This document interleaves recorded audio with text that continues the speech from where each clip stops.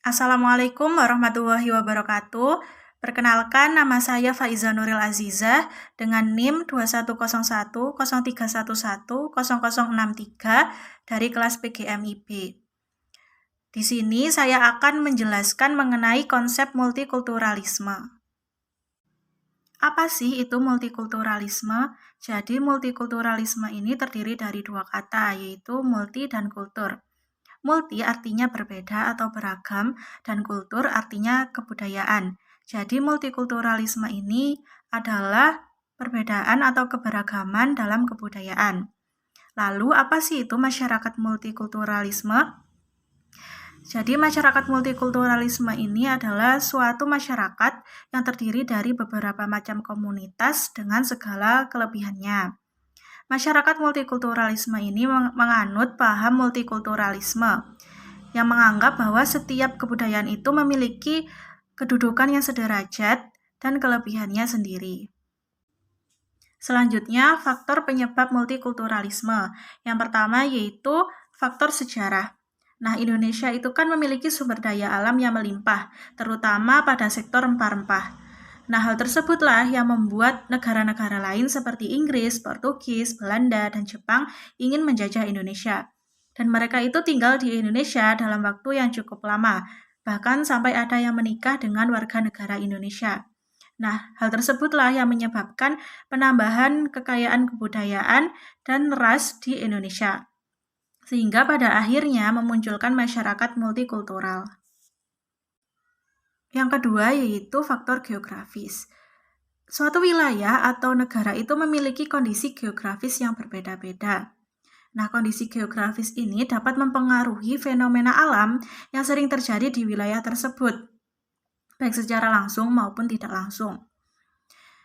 Nah, fenomena alam ini dapat mempengaruhi kehidupan sosial di suatu lingkungan masyarakat. Nah, perbedaan kondisi geografis ini itu dapat menimbulkan corak atau cara hidup yang beraneka ragam di suatu lingkungan masyarakat. Contohnya, Indonesia itu kan adalah negara kepulauan yang memiliki banyak daerah gunung dan pantai. Tentunya, masyarakat yang hidup di daerah gunung itu, cara hidupnya itu akan berbeda dengan masyarakat yang tinggal di daerah pantai. Yang ketiga yaitu adanya pengaruh budaya asing. Masuknya budaya asing ke Indonesia itu juga dipengaruhi oleh letak geografis. Indonesia itu terletak di antara Samudra Hindia dan Samudra Pasifik yang merupakan jalur lintasan para pedagang yang berasal dari India, Cina, dan lain-lain. Nah, para pedagang tersebut ke Indonesia itu tidak hanya untuk berdagang, melainkan juga untuk menyebarkan agama dan budaya yang dianutnya. Sehingga pada saat ini di Indonesia itu terdapat beberapa macam agama dan budaya. Nah, tetapi penyebaran agama dan budaya yang dilakukan oleh para pedagang tersebut itu tidak merata, sehingga memicu terjadinya proses multikultural. Yang keempat yaitu kondisi iklim. Kondisi iklim itu juga merupakan termasuk fenomena alam yang dipengaruhi oleh letak geografis suatu wilayah. Nah, perbedaan iklim dan cuaca ini itu dapat mempengaruhi pola perilaku manusia dalam menyesuaikan diri dengan iklim tersebut. Contohnya, masyarakat yang tinggal di daerah yang lebih dingin itu akan memakai pakaian yang lebih tebal, sedangkan masyarakat yang tinggal di daerah yang panas itu akan memakai pakaian yang lebih tipis. Yang terakhir yaitu integrasi nasional. Nah, integrasi nasional ini berasal dari suku-suku bangsa Indonesia yang beraneka ragam. Kemudian mereka itu menyatu karena dipengaruhi oleh 4 peristiwa, yaitu peristiwa Kerajaan Sriwijaya dan Majapahit, penjajahan Belanda, Sumpah Pemuda, dan kemerdekaan RI. Nah, dari 4 peristiwa tersebut itu menyebabkan suku-suku yang beraneka ragam tersebut menjadi satu, baik itu dalam bidang politik, ekonomi maupun sosial, sehingga memunculkan masyarakat multikultural. Selanjutnya, bentuk-bentuk multikulturalisme. Yang pertama yaitu interaksi. Nah, interaksi ini itu terjadi karena adanya komunikasi. Nah, dari interaksi itu dapat berbaur menjadi satu kesatuan dalam sebuah komunitas dari latar belakang ras, suku, agama, budaya yang berbeda-beda.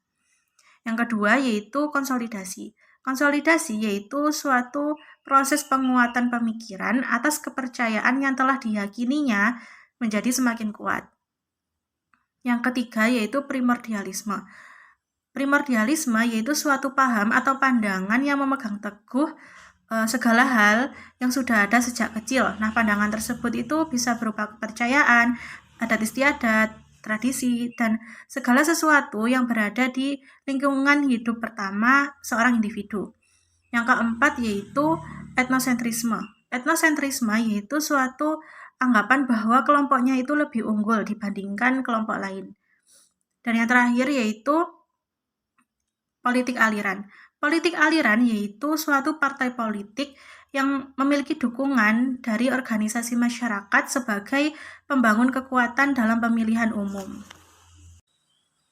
Selanjutnya, dampak multikulturalisme di masyarakat.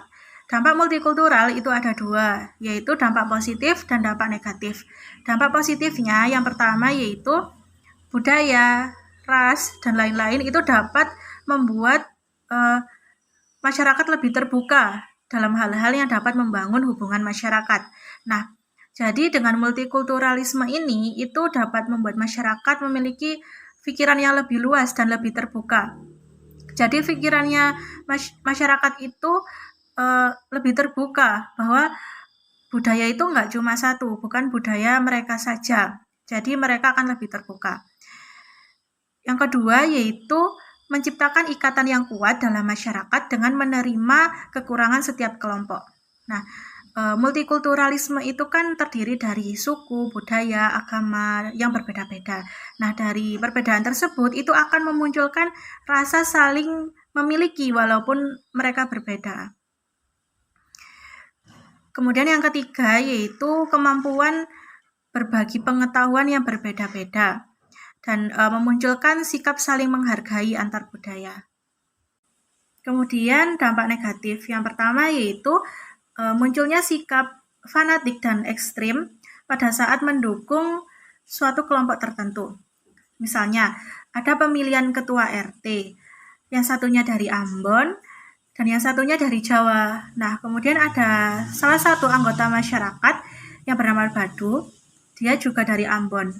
Akhirnya dia memilih calon ketua RT yang dari Ambon juga karena mereka memiliki kesamaan, yaitu sama-sama berasal dari Ambon dan kebiasaannya itu juga sama.